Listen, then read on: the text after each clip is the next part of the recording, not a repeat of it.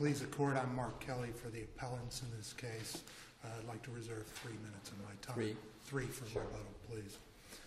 This case challenges the correctness of the ALJ's and the board's orders below disposing of this civil service appeal as to consistency of discipline by granting the PCSO's motion in limine and closing the file due to an asserted absence of disputed fact.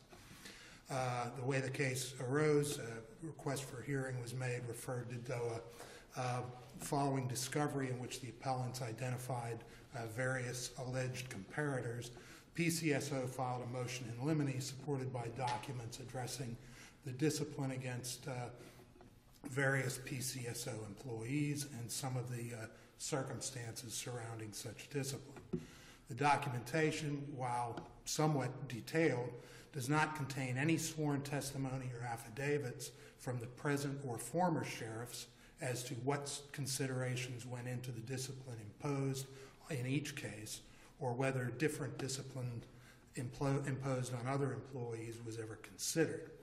Can we just jump in here and see what is not contested? First of all, sure. the allegations of wrongdoing, loafing, goofing off, what have you, that's admitted. Those are undisputed. Across the board admitted. Absolutely. This is solely involves, the only issue, arguable factual issue, is level 5 violations, and they are subject to the sheriff's within his authority to fire someone for level 5.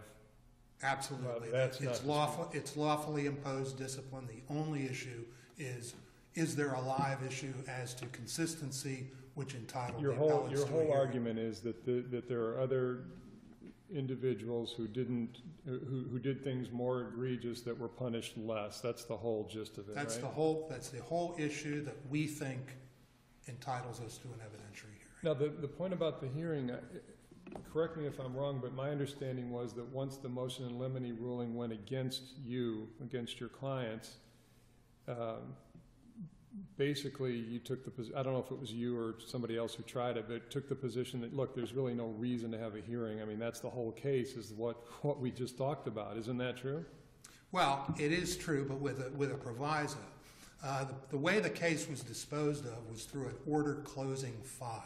Okay. There's nothing in the APA or any of the rules that provides for filing exceptions or any other procedural device to challenge before the agency an order closing file. That's just saying the case is over as far as DOA is concerned, then it goes back to the agency.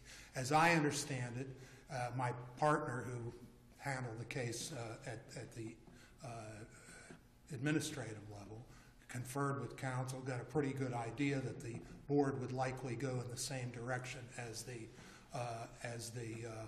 ALJ had in its ruling, and given the fact there was no procedure that we could find, and given the Nicholas case, which we cite in our brief, which says that when there's a determination that there's no disputed facts for a hearing, that's something that can be corrected by the court on appeal from final agency action. We agreed that the board, if it was so inclined, could go ahead and incorporate the ALJ's determination on the motion in limine, and then we'd preserve our rights to take it up for appeal. And I think in the PCSO's brief, I forget the page, they acknowledged that counsel did say, you know, we'll try to take this issue to the Court of Appeals. And they've told us that we waived our rights, but I haven't seen in there what it is that we could have done differently that would have changed matters procedurally, and we're still unaware of how we could have done something different that would have changed the questions here, because it's essentially a question of law anyway. Yes. And the administrative law judge found that the comparables that you were putting forth were, I think the words were used, that they aren't even close to our situation, or words to that effect. He did say that in the colloquy, yeah. Unfortunately, he didn't say anything in his order as to what his reasoning was. But that was in the transcript? Yes, that was in the argument that counsel had on the motion.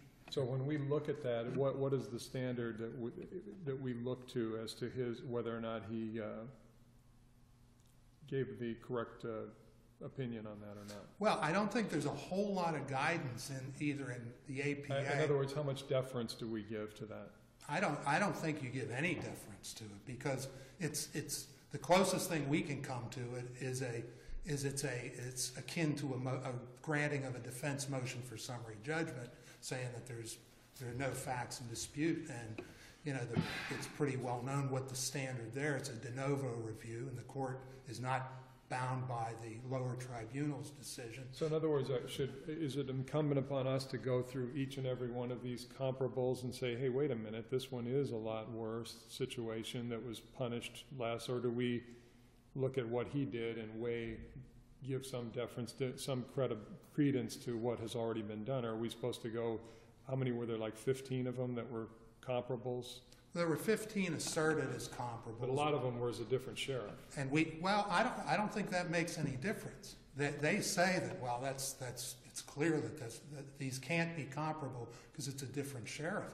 But there's nothing in the statute that contemplates that. The statute says to us in plain language, you look for consistency. There's no provision in there that says you have to give deference to the sheriff. There's no provision in there that says that decisions by different sheriffs are inherently dissimilar. Mm-hmm. That if the legislature wanted to say that, it could have. Instead, it just said for consistency. And I think it makes sense, because the legislature might have felt that it's important that within the department, when we're dealing with sheriff's deputies, there be consistency over time. Now, that doesn't mean that every incumbent sheriff is bound by decisions made by the previous sheriffs. I mean, maybe they run on the idea that the last guy was too lax or something. It may well be, but what our position is, we're entitled to a hearing and entitled to have the sheriff, not the lawyers for the PCSO, say what the rationale was, whatever it was, and we don't know. And it's entirely possible in this case, if we get what we want, which is a remand, the incumbent sheriff may testify, the previous sheriff may testify, and the ALJ might very well determine those are reasonable explanations for the facial dissimilarities in discipline. I find them persuasive, and therefore I find that the discipline was consistent. And if so, so be it. But it's important to note that every case that's been cited by the PCSO in their briefs and before the ALJ were cases that went to a hearing. The person involved, the present or former employee, had the right to have a hearing, to have the sheriff, or if relevant, the previous sheriff, explain, okay, well, why did you impose this discipline in this case? Give reasons. And why did you take into account this other case? Yes, I did. No, I didn't. I didn't know it was there. Whatever. Those are all relevant facts. They're potentially disputed facts. And I think if you apply something akin to the summary judgment standard, I think you have to find that there's at least enough facial dissimilarity that's been presented here that the case should be remanded for a hearing so that this evidence can be considered. Some of the cases that the PCSO relied on were discrimination cases, and we pointed out in our opposition to the motion that the rubric of substantially similar barred from those cases is completely inapposite here, because in a discrimination case, as we all know, the key is intent. And these kinds of arguments are usually made by plaintiffs saying, well, you know, you gave me this, but you only gave this other non-protected class person that.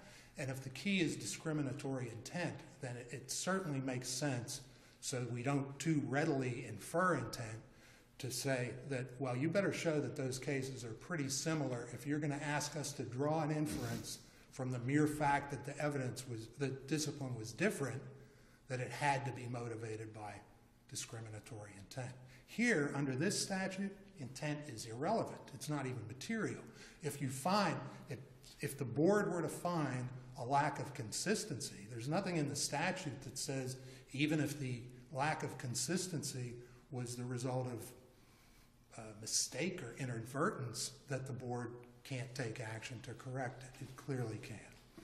And We've also pointed out that while giving, it seems to be a very free-ranging authority that the board has to consider any relevant evidence that obviously that the affected party wants the board to consider, and before that the ALJ, as to whether this discipline was consistent. And we think there were certainly enough potential facts identified in opposition to the motion in limine to entitle the appellants to a hearing.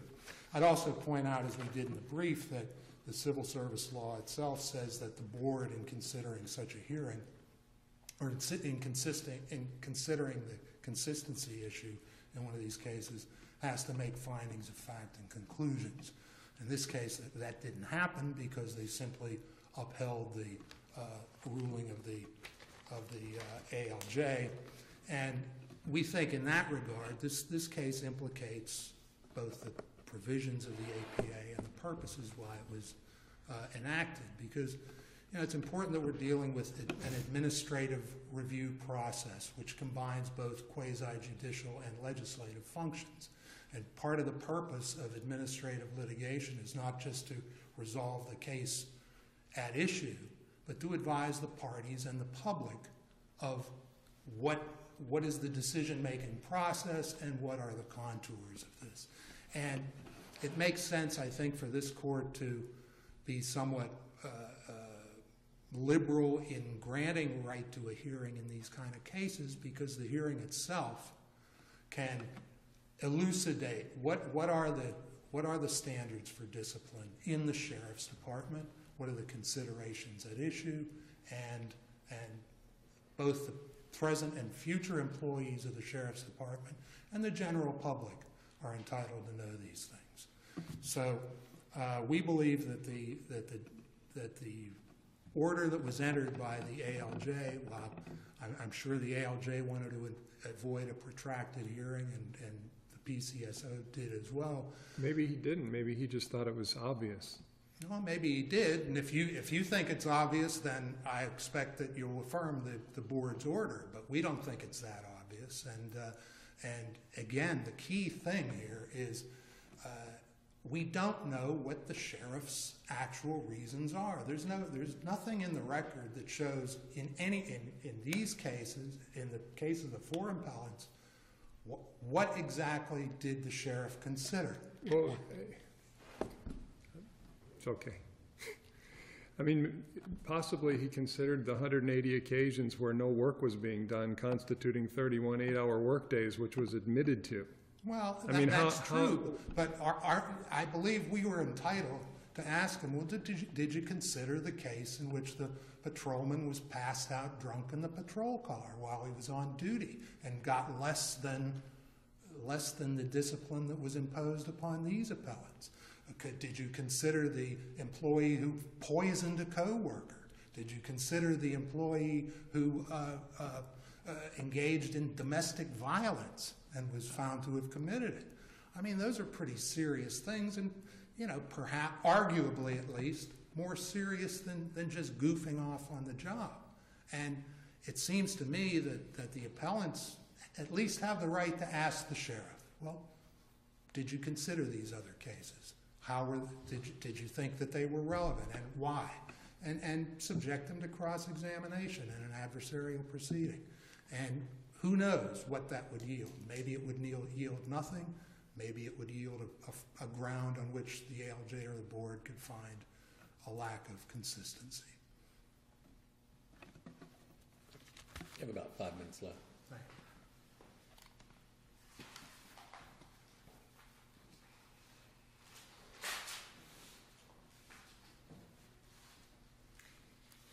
May it please the court. Tracy Inch for the Pinellas County Sheriff's Office. That the elected sheriff does not have discretion to terminate deputies who grotesquely misused and abused the public's trust by spending hundreds of hours, not just goofing off, but deliberately hiding their whereabouts by doing things like turning off their GPS, manipulating the computers in their cars to show that they were doing security searches when they weren't, Those were all, of course, admitted by the deputies, not because they were doing somebody a favor, but because the sheriff's office spent a tremendous amount of time developing documentary evidence that they had done that. It's not like they came forward and said that they were doing it. They were caught doing it. The Civil Service Act does give the discretion to the sheriff to terminate, with the only limitation being that that it has to be for cause. And the Civil Service Board, on appeal, determines whether or not there was sufficient cause. And the reason for that is simply because deputies have a property interest in their continued employment. And so the legislature, as in all cases for public employment, simply has to look at whether or not there was an arbitrary and capricious decision.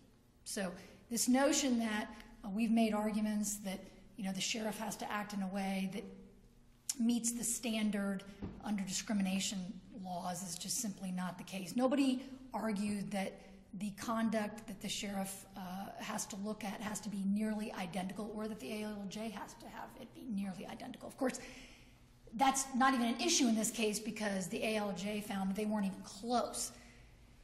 If consistency means anything, it at least means that it has to be somewhat similar.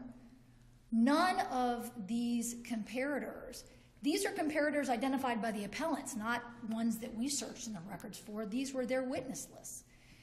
And we filed a motion in limine to the ALJ to avoid what they acknowledged was their proffer.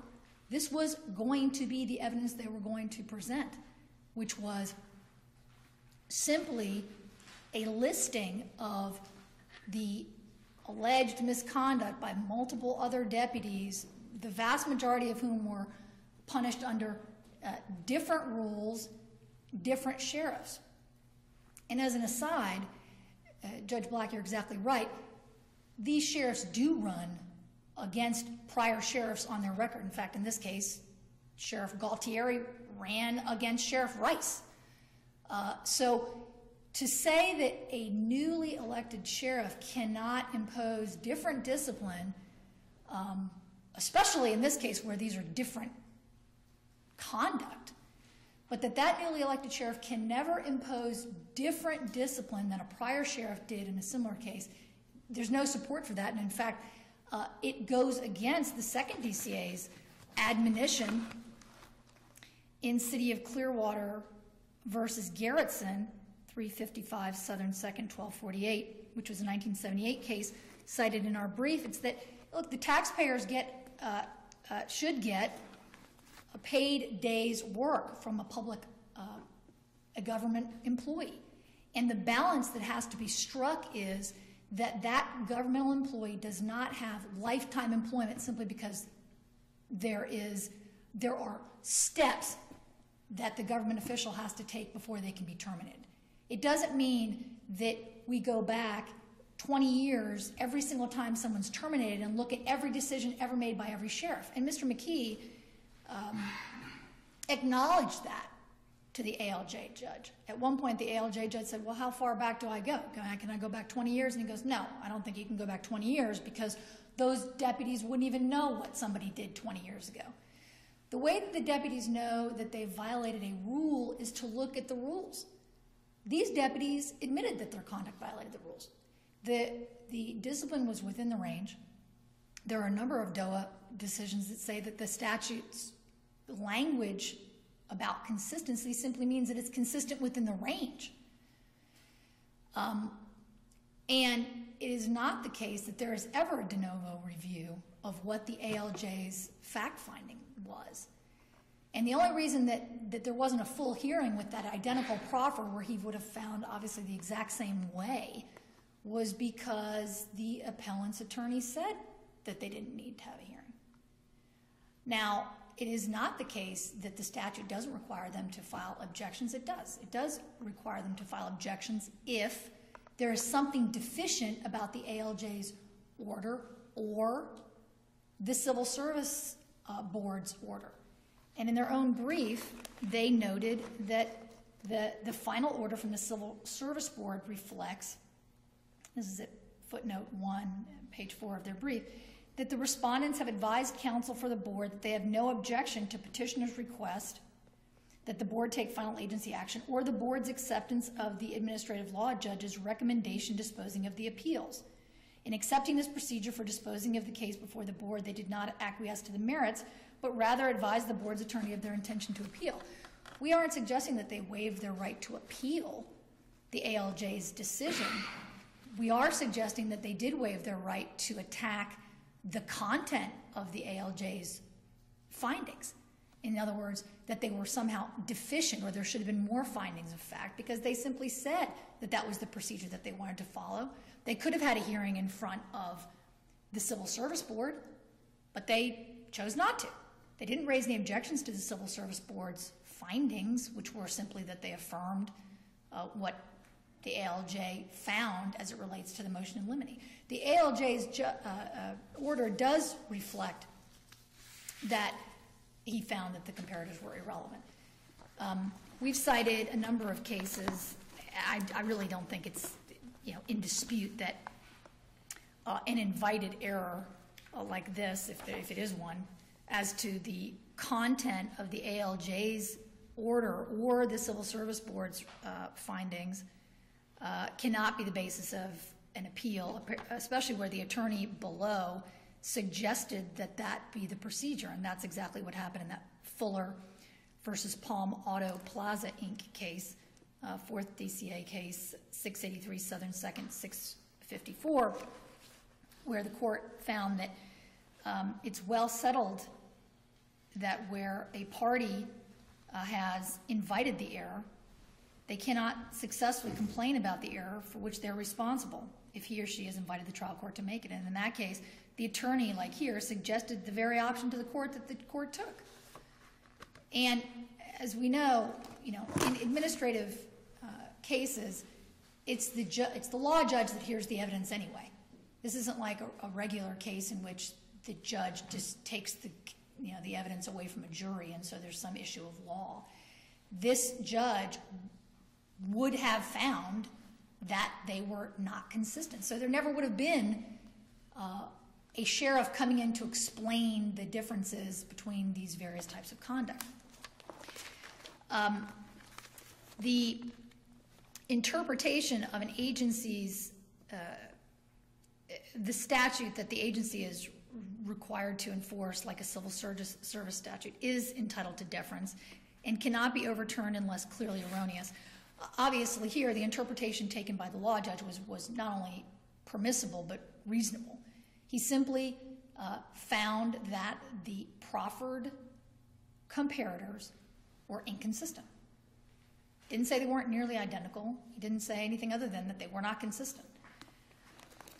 And that cannot be overturned absent that being an unreasonable interpretation, not only of the language of consistency in the statute, but also of the evidence. We submit that the Rawlings case is nearly directly on point. Rawls versus Perk, which is a 4th DCA 1999 case we cited in our brief. In that case, the 4th DCA rejected the identical argument that's being made here, where the statute at issue was also a just cause statute. It didn't say anything about the standard of what similar meant, but it was one of the criteria that the court had to look at.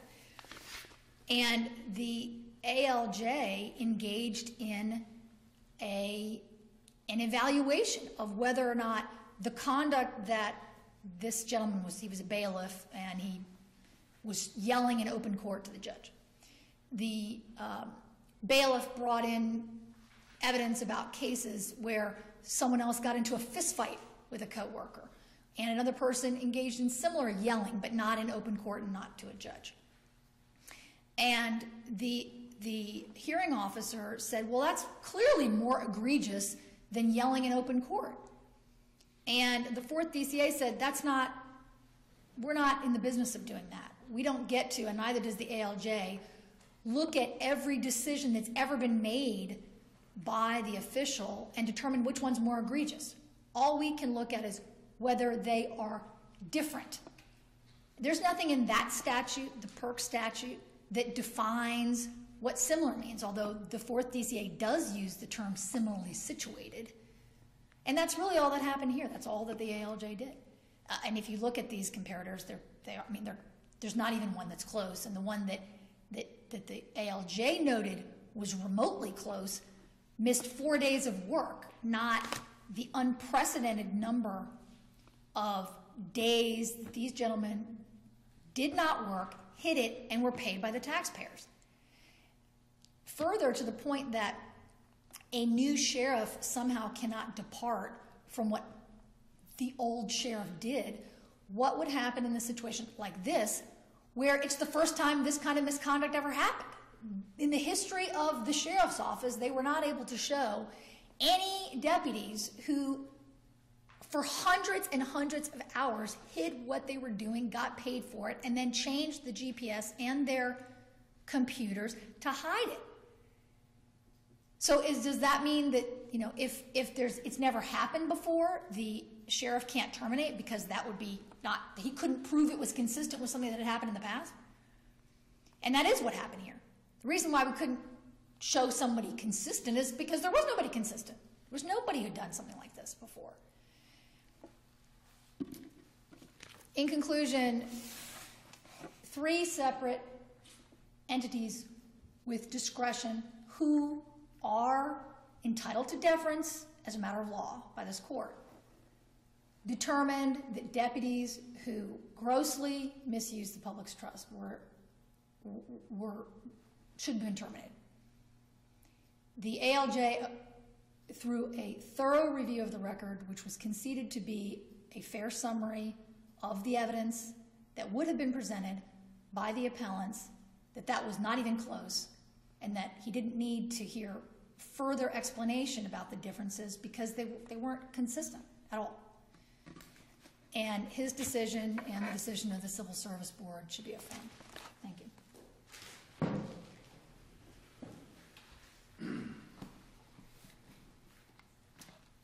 I believe that I conceded in my previous argument that a newly elected sheriff is not bound by the decisions of his predecessors regarding discipline on employees, and we've never argued that in our brief.